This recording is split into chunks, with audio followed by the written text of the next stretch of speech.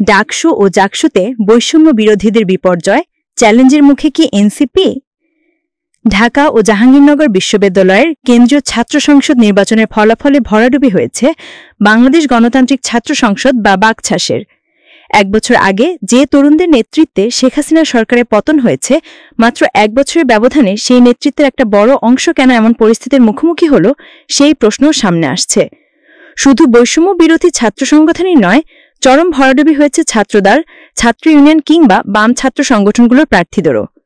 গত বছর অগাস্টে শেখ হাসিনা সরকারের পতনের পর থেকেই দেশের বিভিন্ন ক্যাম্পাসে ছাত্র সংসদ নির্বাচনের দাবিতে সবচেয়ে বেশি সরব ছিলেন বৈষম্য বিরোধী শিক্ষার্থী ও গণ অভ্যুত্থানের নেতৃত্ব দেওয়া শিক্ষার্থীরা, যে কারণে অনেকের মধ্যে ধারণা তৈরি হয়েছিল বৈষম্য বিরোধী ছাত্র আন্দোলন বা বাকছাস প্যানেলের প্রার্থীরাই ডাকসু, জাকসু সহ বিভিন্ন ছাত্র সংসদে ভালো ফলাফল পেতে পারে এবং এই নির্বাচনে জয়ের ফলাফল ঘরে তুলবে ছাত্রদের নতুন রাজনৈতিক দল জাতীয় নাগরিক পার্টি।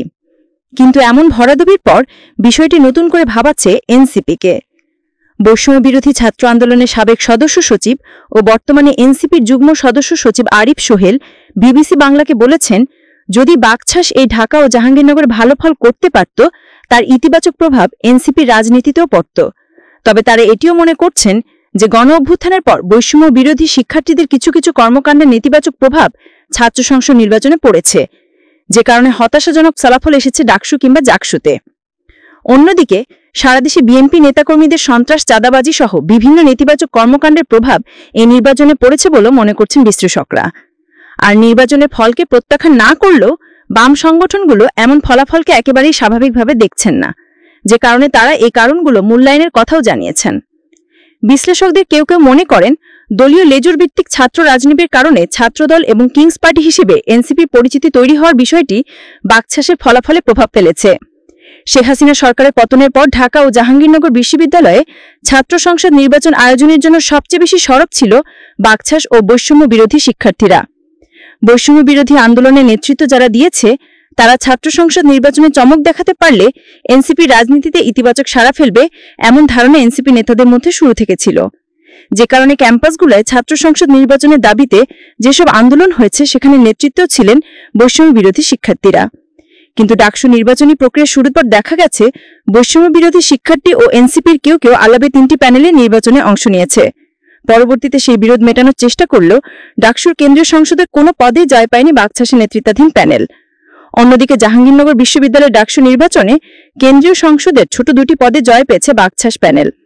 এমন ভরাডুবির পর এ নিয়ে অসন্তোষ কাজ করছে দলটির মধ্যে। ডাকসুতে বিভিন্ন পদে বাকছাস প্যানেলের প্রার্থীদের ভোটও পেয়েছে অনেক কম। প্যানেলগত অবস্থানের দিক থেকেও সেই 4র্থ কিংবা 5ম। বড় 2টি বিশ্ববিদ্যালয়ের ছাত্র সংসদ নির্বাচনে এমন ফলাফলের কারণ হিসেবে নিজেদের সাংগঠনিক দুর্বলতা ও কিছু কিছু নেতাকর্মীর নেতিবাচক ইমেজকে দায়ী করছেন এনসিপি নেতারা।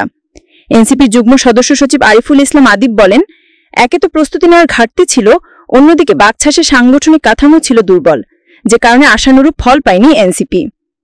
অন্যদিকে গণ অভ্যুত্থানের পর সরকার উপদেষ্টা থেকে শুরু করে দেশের বিভিন্ন জায়গায় বৈষম্য বিরোধী শিক্ষার্থীদের নেতিবাচক কর্মকাণ্ড প্রভাব ফেলেছে বলে মনে করছেন দলটির কিছু নেতারা। এনসিপির যুগ্ম সদস্য সচিব আরিফ সোহেল বলেন, আমাদের কেউ কেউ রাষ্ট্র পরিচালনা খুব কাছাকাছি চলে গিয়েছিল। তাদের অনভিজ্ঞতা, অক্ষমতা কিংবা তাদের নিয়ে মিডিয়া ট্রায়ালও হয়েছে, ফলে একটি বিতর্কিত ইমেজ তৈরি হয়েছে, যার প্রভাব পড়তে পারে এই নির্বাচনে। এর বাইরেও দেশের বিভিন্ন স্থানে চাঁদাবাজি কিংবা অন্যান্য নেতিবাচক কর্মকাণ্ডে এনসিপি নেতারা কেউ কেউ জড়িয়েছেন, যার কারণে ছাত্রদের এই সংগঠনটি ভোটে প্রভাব পড়েছে বলে দলটির নেতারা মনে করছেন।